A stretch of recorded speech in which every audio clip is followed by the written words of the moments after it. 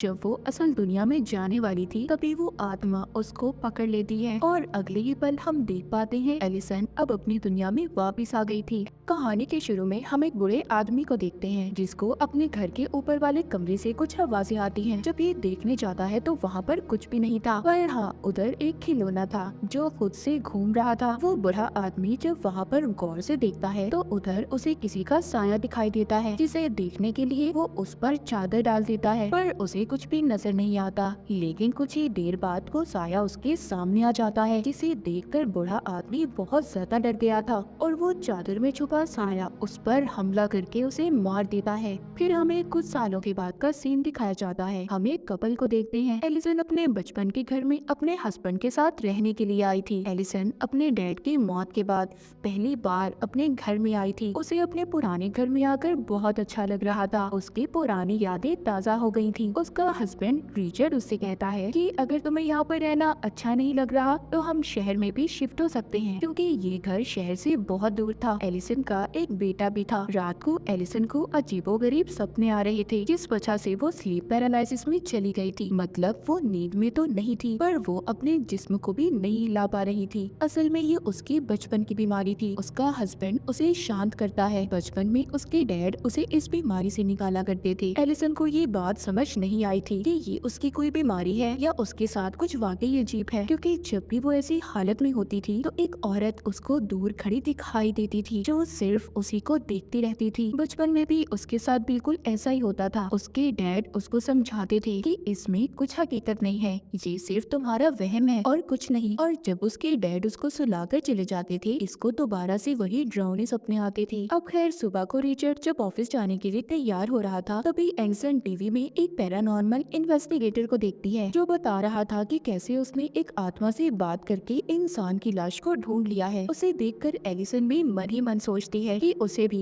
इससे अपने केस के बारे में बात करनी चाहिए। अपने हस्बैंड टीचर के जाने के बाद एलिसन अपने घर की सफाई करने लगी थी। जब वो किताबों को रख रही थी तभी वो एक तस्वीर को देखती है जिसमें एक ब्राइड, दुल्हन और उसका हस्बैंड थे। एलिसन उन्हें देखकर नहीं पहचान पाती और उस तस्वीर को रखकर दोबारा से साफ सफाई करने लगती है। इसी बीच उसे वॉशरूम से पानी की चलने की आवाज आ रही थी। जब ये जाकर देखती है तो उधर पानी का टैप नलका खुला हुआ था और वॉश बेसिन में पानी भर गया था। ये टैप को बंद करती है और पानी निकालने के लिए हाथ डालती है तो उसे वॉश बेसिन में से किसी के कटे हुए बाल मिलते हैं, जिन्हें देखकर वो काफी हैरान हो गई थी कि वो बाल यहाँ पर कैसे आए। तभी एलिसन को अपने बच्चे के रोने की आवाज आने लगी थी। ये जाकर अपने बच्चे को चुप करवाती है तो तभी उसकी नजर उनके धागे पर पड़ती है जो बॉल की तरह लिपटा हुआ था। उसे देखकर इसे याद आता है कि ऐसा धागा उसने अपनी मॉम के हाथ में भी देखा था, क्योंकि उसकी मॉम टेलर दर्शन थी। रात को एलिसन जब रिचर्ड के साथ खाना खा रही थी तो रिचर्ड बताता है कि मुझे बिजनेस के सिलसिले में कुछ दिन के लिए शहर से बाहर जाना होगा। ये सुनकर एलिसन को बिल्कुल भी अच्छा नहीं लगता। वो कहती है जरूर, तुम्हारी सेक्रेटरी भी तुम्हारे साथ जा रही होगी, क्योंकि पहले एलिसन का हस्बैंड अपनी सेक्रेटरी को पसंद करता था। एलिसन उसको मना करती है कि तुम मुझे ऐसे अकेले छोड़कर जाओगे, जिस पर वो कहता है बात समझने की कोशिश करो एलिसन, अगर मैं नहीं गया मुझे जॉब से निकाल दिया जाएगा। पर एलिसन को गुस्सा था कि रिचर्ड अपनी सेक्रेटरी के साथ जा रहा है, जिस पर रिचर्ड उससे कहता है कि वो उसकी जॉब है, तुम समझने की कोशिश करो, मैं सिर्फ तुमसे प्यार करता हूँ, मुझ पर ऐसे शक मत करो। एलिसन अब बिना कुछ कहे अपने कमरे में चली जाती है। तभी उसे अपने सामने घूमता हुआ खिलौना दिखाई देता है। उसको देखकर एलिसन को अपने बचपन की याद आ गई थी कि कैसे ऐसे ही बचपन में ये इसके सामने आ गया था। जब इसने इस खिलौने का पीछा किया तो इसकी मॉम ने इसे स्टोर रूम में बंद कर दिया। जब सुबह हुई तो इसके डैड ने इसे बाहर निकाला था। एलिसन जख्मी हालत में बाहर निकली थी। इसके बाद इसके डैड ने ये फैसला किया था कि वो इसे किसी दूसरी फैमिली को दे देंगे, क्योंकि एलिसन अपने ही घर में महफूज नहीं थी। पर उस वक्त एलिसन ने अपने घर में एक प्रीस्ट को भी देखा था जो कमरे में बैठा मंत्र पढ़ रहा था। तब से एलिसन बाहर रहने लगी थी और अब बहुत सालों बाद ये अपने पुराने घर में आई थी।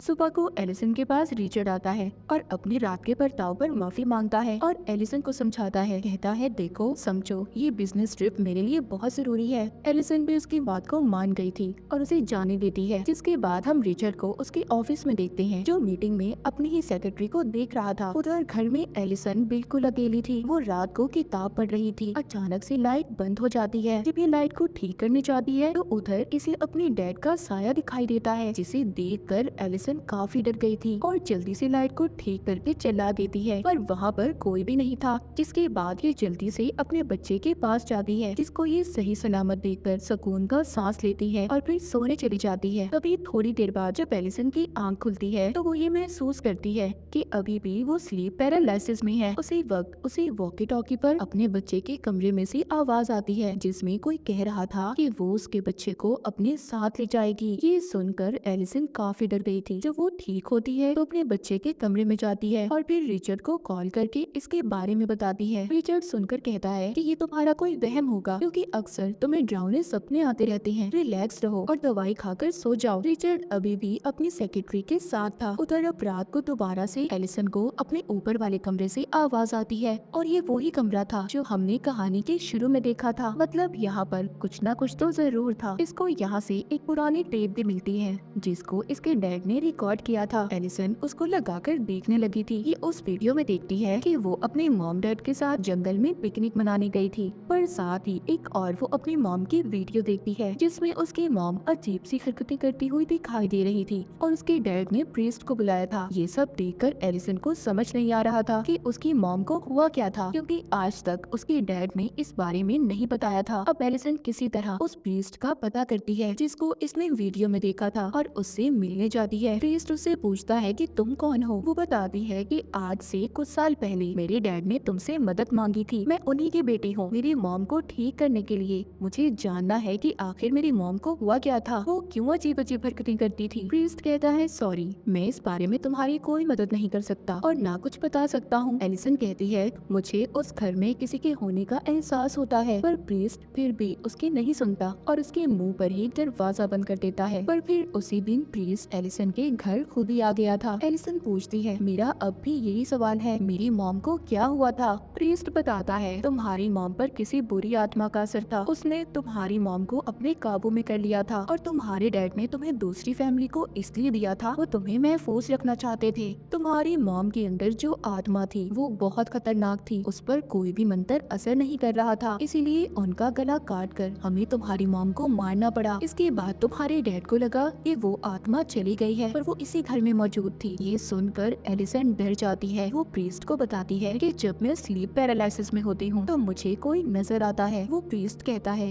ये तुम्हारा कोई वहम नहीं है, बल्कि ये हकीकत है, क्योंकि वही आत्मा अभी भी यहाँ पर मौजूद है जो इस घर से जाना नहीं चाहती। एलिसन पूछती है आखिर उस आत्मा को हमसे चाहिए क्या। प्रीस्ट बताता है कि तुम्हारे नाना की शादी के फौरन बाद ही उनकी वाइफ गायब हो गई थी। फिर उन्होंने दूसरी शादी कर ली जिससे उनके पास 2 बच्चे थे, पर उनमें से सिर्फ तुम्हारी मॉमी बची थी, जो दूसरी उनकी बहन थी यानी कि तुम्हारी आंटी। उनको वो आत्मा अपने साथ ले गई और वो आत्मा कोई और नहीं बल्कि तुम्हारी पहली नानी है जो अपने बच्चे को लेने आती है। प्रीस्ट किस बच्चे की बात कर रहा था ये हमें कहानी में आगे जाकर पता चलेगा। एलिसन को तभी प्रीस्ट के पीछे वही आत्मा नजर आती है जिससे वो डर कर उठ जाती है। वो प्रीस्ट से पूछती है इस आत्मा को यहाँ से कैसे बाहर निकाला जा सकता है। वो बताता है कि इसके लिए उसकी सभी चीजें जो उससे जुड़ी हुई हैं हमें उन्हें जलाना होगा। तभी वहाँ पर रिचर्ड भी आ गया था जो इन दोनों की बातों को सुन लेता है और उसे बेहद गुस्सा आता है। वो प्रीस्ट को जाने का कहता है क्योंकि रिचर्ड इन सब बातों पर यकीन नहीं करता था। उसे लग रहा था कि प्रीस्ट एलिसन को झूठी बातों में फंसा रहा है। इसके बाद प्रीस्ट उसके घर से चला गया था। तभी रास्ते में अचानक से उसकी गाड़ी बंद हो जाती है और उसके सामने वही आत्मा आ जाती है जो ब्राइड बनी हुई थी। ये वही ब्राइड दुल्हन थी जिसकी तस्वीर एलिसन ने भी देखी थी। असल में वो यहाँ पर आकर प्रीस्ट को डराना चाहती थी।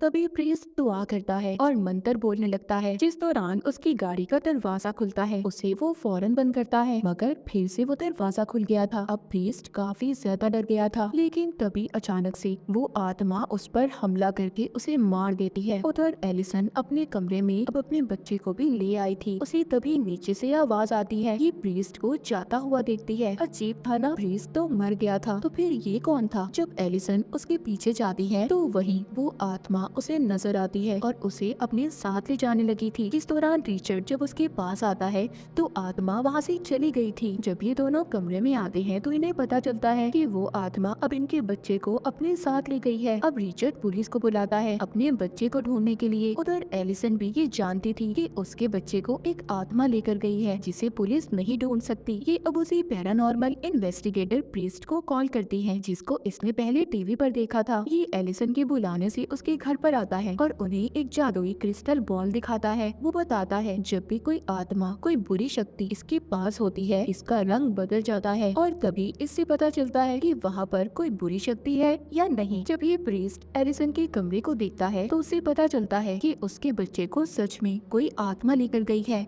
ये एलिसन को कहता है कि अगर तुम अपने बच्चे को वापस लाना चाहती हो तो तुम्हें उस आत्मा की दुनिया में जाना होगा, जिसके लिए एलिसन मान गई थी। रात को ही एलिसन के कमरे में मोमबत्तियां जलाकर अपना जादू शुरू करता है। जब प्रीस्ट आंखें खोलता है तो खुद को दूसरी दुनिया में पाता है, जहाँ पर इसको वही आत्मा दिखाई देती है। उसके हाथ में एलिसन का बच्चा था। प्रीस्ट उस आत्मा से कहता है, देखो इस बच्चे को अगर तुमने वापस ना किया तो अच्छा नहीं होगा। पर अचानक से आत्मा गायब हो गई थी और प्रीस्ट दीवार पर एक शैतानी निशान को देखता है। असल दुनिया में प्रीस्ट आकर बताता है वो आत्मा तुम्हारी पहली नानी है जो डेमंस की पूजा किया करती थी। इसीलिए एक दिन डेमन ने अपनी दुनिया से आकर उन्हें अपने काबू में कर लिया और जब ये बात तुम्हारे नाना को पता चली तो उन्होंने इसी घर में अपनी बीवी को जिंदा दफन करके मार दिया, जिस बात का बदला उनकी बीवी और वो डेमन मिलकर ले रहे हैं। जैसे वो पहले तुम्हारी मॉम की बहन को उठाकर ले गए थे, बिल्कुल ऐसे ही वो तुम्हारे बच्चे को उठाकर ले गए हैं। एलिसन कहती है कि आखिर वो बच्चों को क्यों ले जाती है। प्रीस्ट बताता है कि जब तुम्हारे नाना ने अपनी बीवी को जिंदा दफनाया तो वो माँ बनने वाली थी और इसी बात का बदला वो इस फैमिली के बच्चों को उठाकर पूरा कर रही है। रिचर्ड भी सभी बातें सुनकर परेशान हो गया था। वो प्रीस्ट से पूछता है अब हमें क्या करना होगा, हम अपने बच्चे को कैसे वापस ला सकते हैं। प्रीस्ट कहता है उस आत्मा की दुनिया में जाकर उससे लड़कर, और एलिसन ही इस काम को कर सकती है क्योंकि एक माँ की ताकत ही अपने बच्चे को बचा सकती है। ये कमरे में अब एलिसन को लिटा देते हैं और उसे लंबे लंबे सांस लेने का कहते हैं। ऐसा करते ही एलिसन दूसरी दुनिया में पहुंच गई थी, जहाँ पर खुद वो एक बॉक्स में बंद पाती है। पर जैसे तैसे वो यहाँ से बाहर आकर अपने बचपन के कमरे में पहुंच गई थी, जहाँ पर ये टीवी देख रही थी। वहीं पर इसकी मॉम इसके पास आती है और इसको दिलासा देकर कहती है सब ठीक हो जाएगा। एलिसन जब ये कहती है कि मैं जानती हूँ ये हकीकत नहीं है, तभी जो इसकी मॉम थी वो असल रूप में आकर उसका गला दबाने लगती है। उधर जो प्रीस्ट था वो रिचर्ड से अपना बैग लाने का कहता है ताकि ये सही वक्त पर एलिसन को उस दुनिया से बाहर निकाल पाए।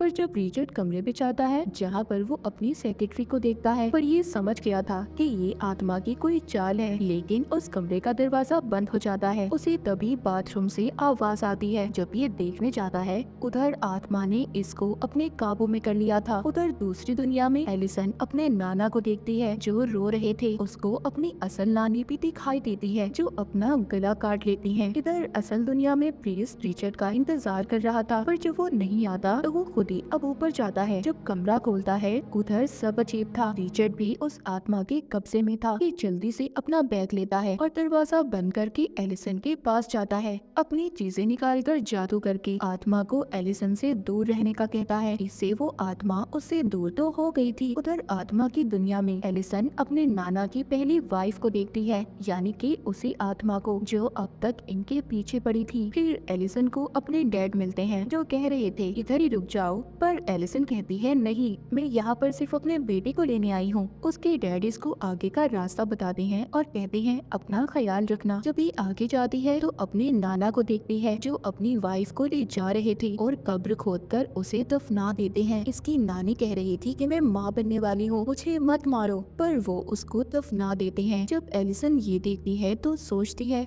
उसका बच्चा उसे यहीं पर मिलेगा। जब ये कब्र खोदती है तो इसे अपना बच्चा मिल गया था। ये अब उसको असल दुनिया में ले जाने की कोशिश कर रही थी। यहाँ पर जब वो असल दुनिया में जाने वाली थी तभी वो आत्मा उसको पकड़ लेती है और अगले ही पल हम देख पाते हैं एलिसन अब अपनी दुनिया में वापस आ गई थी। एलिसन अपनी आंखें खोलते ही कहती है क्या मैं अपने बच्चे को ले आई। प्रीस्ट कहता है नहीं, पर तुमने अच्छी कोशिश की थी। तभी ये बच्चे की आवाज को सुनते हैं। जब ये जाकर देखते हैं तो रिचर्ड अपने बच्चे को खिला रहा था। प्रीस्ट ये देखकर खुश हो गया था कि एलिसन की फैमिली अब पूरी हो चुकी है। कुछ वक्त के बाद दिखाया जाता है कि प्रीस्ट फिर से एलिसन की फैमिली से मिलने आया था। रिचर्ड उसको बताता है कि वो दूसरी जगह पर शिफ्ट हो रहे हैं क्योंकि वो दोबारा से अपनी वाइफ और बच्चे को मुसीबत में नहीं डाल सकता। प्रीस्ट घर के अंदर आकर एलिसन के बच्चे को देखता है, पर उसे एलिसन कहीं पर भी नजर नहीं आ रही थी। प्रीस्ट को फिर से किसी के होने का एहसास होता है। वो वही क्रिस्टल बॉल एलिसन के बच्चे को खेलने के लिए देता है। तभी उस बॉल का रंग स्याह हो गया था। प्रीस्ट समझ गया था कि इस घर में बहुत ही खतरनाक ताकत है। तभी एलिसन उधर आती है और प्रिंस को कहती है वेलकम है तुम्हारा। उस पर हमला करके उसे मार देती है। जिसके बाद जब रिचर्ड घर में आता है तो वो प्रिंस की लाश को देखता है। उसे अपने बेसमेंट से आवाजें भी आ रही थी। जब भी वहाँ पर जाकर देखता है तो डीमन के हाथ में उसका बच्चा था और एलिसन पीछे से आकर इस पर हमला करके इसे मार देती है।